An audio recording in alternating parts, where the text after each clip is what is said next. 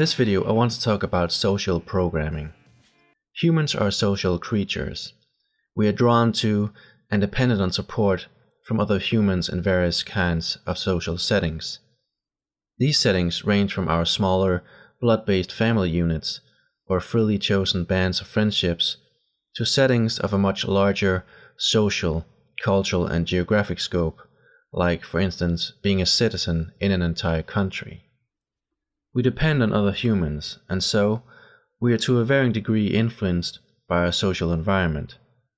Most of the time, we consciously or unconsciously comply with the leading paradigms and way of life in this environment. Though, at times, we are directly socially forced to comply against our will or our own best interests. The reason why we accept these conditions is because of our social programming, which makes up a big part of our own identity, and as a consequence, we dare not question it. We are hereby obeying an ancient survival mechanism to obey the common laws of the tribe in return for its protection. We adopt our many assumptions about how the world works, and the boundaries it sets for our identity, and our personal limits when it comes to education, work, relationships, sex, etc. We are socially programmed by the orders, advice, and examples set by our parents, the lessons of our teachers, no matter how obtuse, ignorant, and inexperienced in life these figures of authority may be. You have most likely experienced examples of this in pretty much every aspect of your own life. For instance, how large a part of your political stance is a product of your parents and the social environment you were raised in. How much of what you believe is tied to your emotional connection to your family and your upbringing, and how much is based on your own reflection, logical thinking, and conclusions based on empirical evidence? How do you handle money?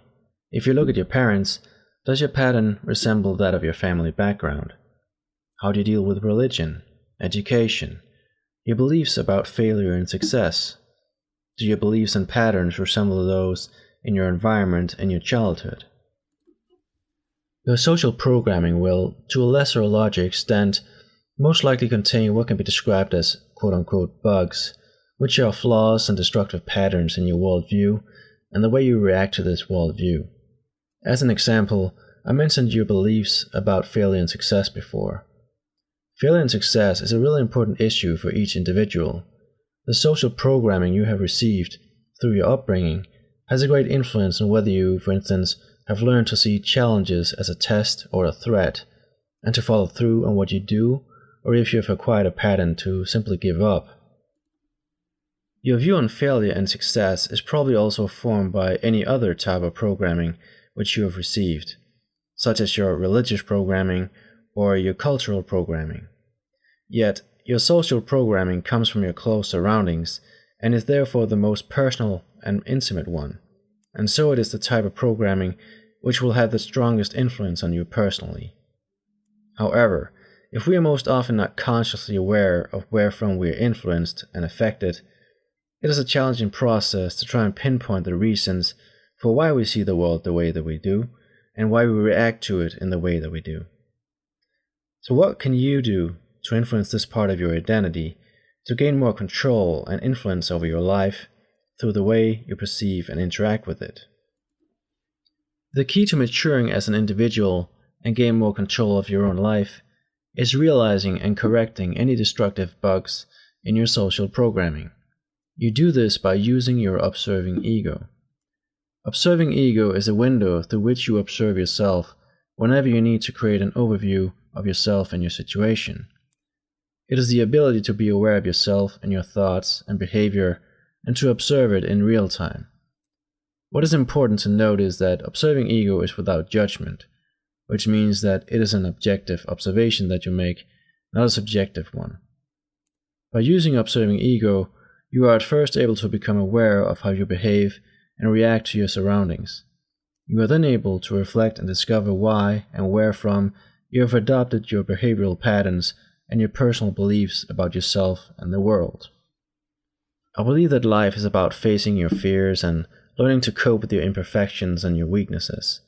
You cannot do this without using observing ego.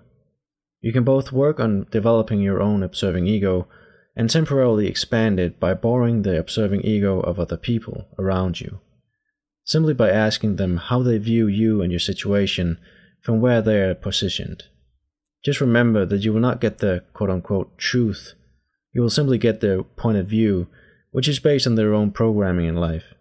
You can also read and study or experiment yourself to gain more theoretical knowledge and practical insight, and this goes for all areas of life. With this in mind, your social programming is only one layer of several layers of programming. You can find the playlist for the other videos here, or find them listed in the description below if you wish to follow along. Also, feel free to like and comment if you wish to add to the subject. Thank you for your time.